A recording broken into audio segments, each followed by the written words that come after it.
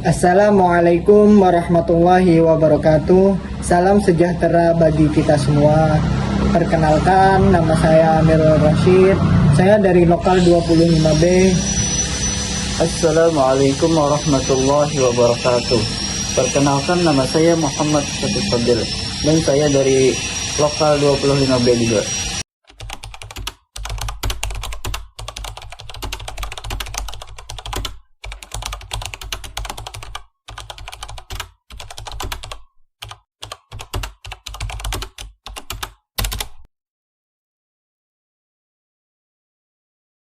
Pada kesempatan ini, kami akan menyampaikan sebuah video pembahasan yang berkaitan dengan mata kuliah Pancasila.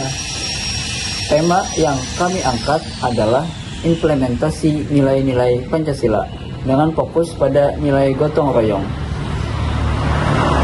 Kami memilih tema ini karena gotong royong merupakan ciri khas identitas bangsa Indonesia yang harus terus dijaga.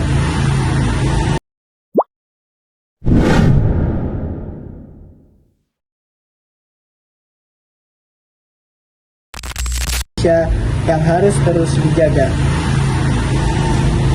Indonesia merupakan negara yang memiliki keberagaman suku, agama, budaya, dan bahasa. Keberagaman ini bisa menjadi kekuatan besar, tetapi berpotensi menimbulkan perbedaan jika tidak disatukan oleh nilai-nilai bersama. Oleh karena itu, Pancasila hadir sebagai pedoman hidup berbangsa dan bernegara. Salah satu nilai Pancasila yang mampu menyatukan perbedaan tersebut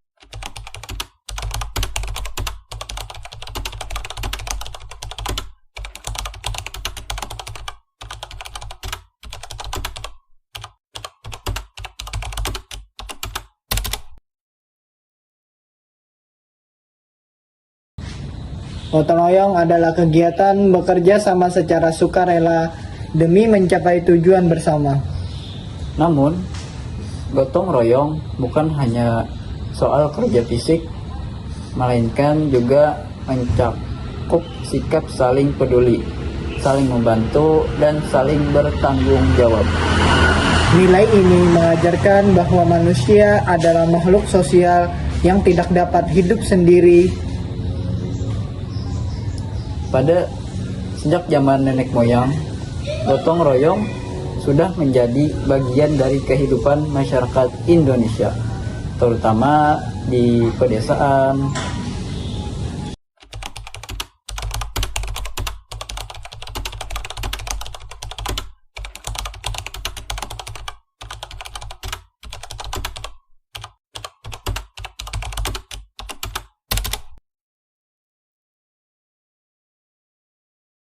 Gotong royong dalam kehidupan sehari-hari.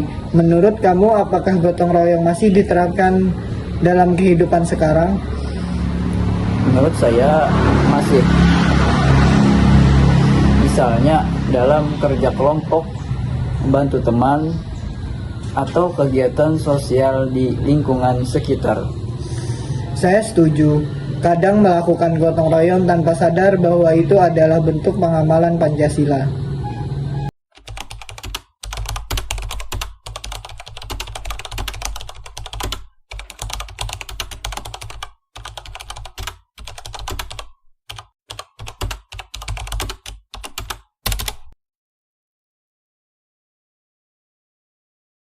Presiden pertama Indonesia, Insinyur Soekarno, pernah menyampaikan bahwa Pancasila dapat diperas menjadi suatu nilai utama, yaitu gotong royong. Hal ini menunjukkan bahwa gotong royong adalah jiwa dari Pancasila itu sendiri. Tanpa gotong royong, nilai-nilai Pancasila akan sulit diterapkan secara nyata.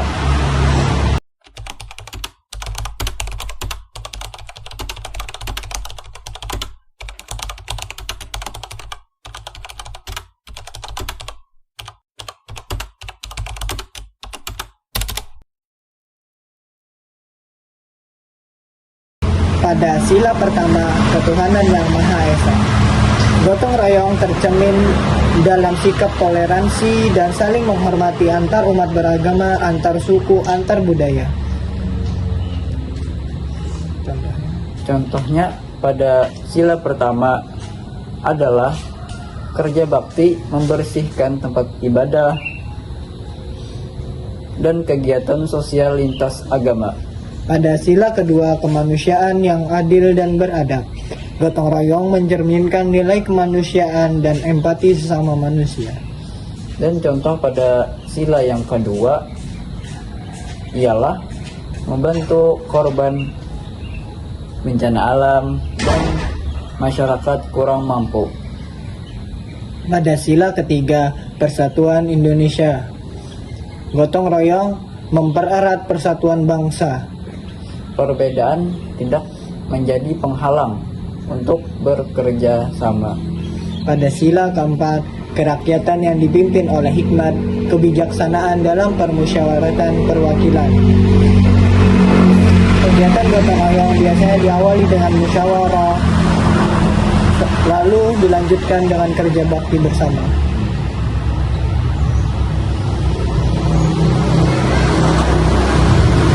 Ini mencerminkan demokrasi dan kebijaksanaan.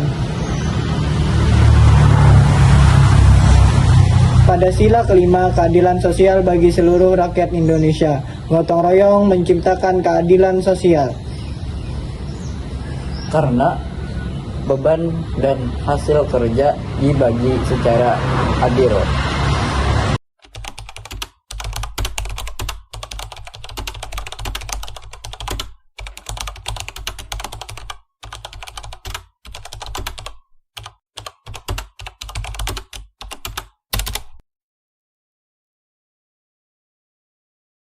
Di momen apa gotong royong paling terasa di Indonesia?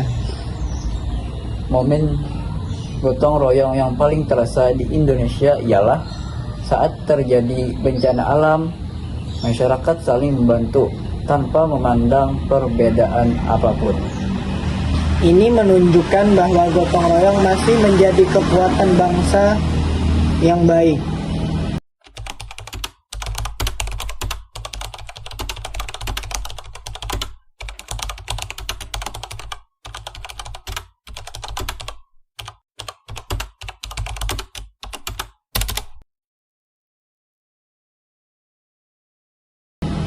Gotong royong bukan hanya kebiasaan, tetapi filosofi hidup bangsa Indonesia. Filosofi ini mengajarkan kebersamaan, rasa memiliki, dan tanggung jawab sosial.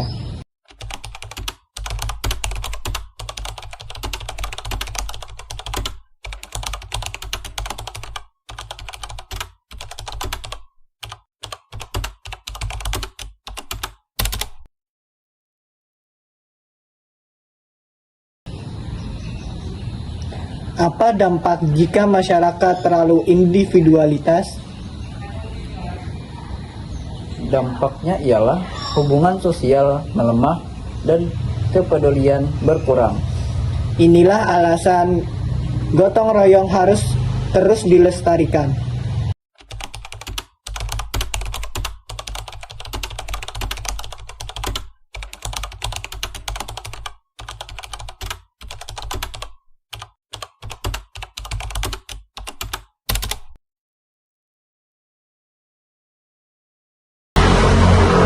Gotong royong dimulai dari keluarga,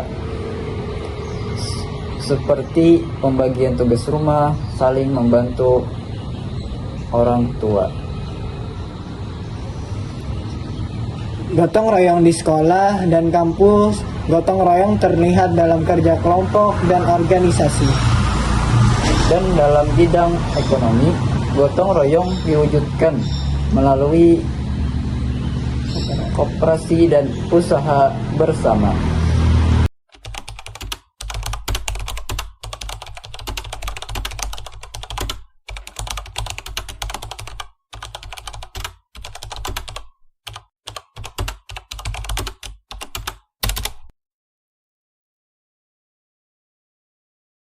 Era modern membawa tantangan besar bagi gotong royong.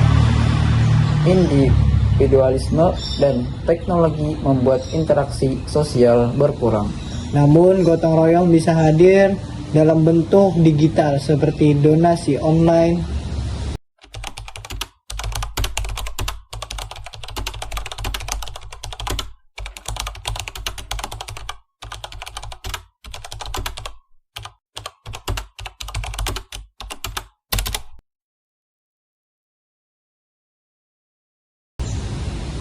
Apa peran generasi muda menjaga gotong royong? Peran generasi muda dalam menjaga gotong royong adalah menjadi pelopor kegiatan sosial dan menyebarkan nilai positif melalui media sosial.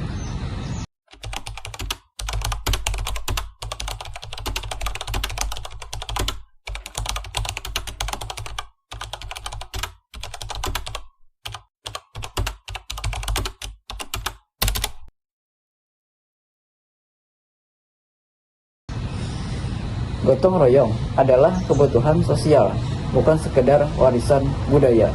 Tanpa gotong royong, kehidupan bermasyarakat akan penuh konflik.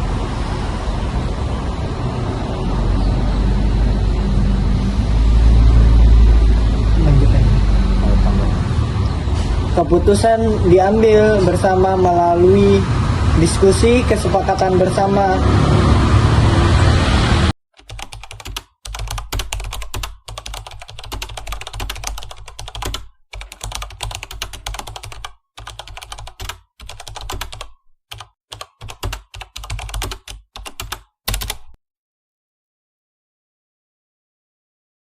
Apa yang harus dilakukan generasi muda untuk menjaga nilai gotong royong? Yang harus dilakukan generasi muda untuk menjaga nilai gotong royong adalah generasi muda harus menjadi agen perubahan melalui organisasi, komunitas sosial, dan media sosial. Dengan begitu, nilai gotong royong tidak akan hilang meskipun zaman terus berkembang. Gotong royong bukan hanya warisan budaya, tetapi juga kebutuhan sosial. Tanpa gotong royong, kehidupan bermasyarakat lebih berat dan penuh konflik. Oleh karena itu, penting bagi kita semua untuk terus mengamalkan nilai gotong royong. Sebagai kesimpulan, gotong royong merupakan wujud implementasi nilai-nilai Pancasila. Jadi, mari kita jadikan gotong royong sebagai bagian dari kehidupan sehari-hari.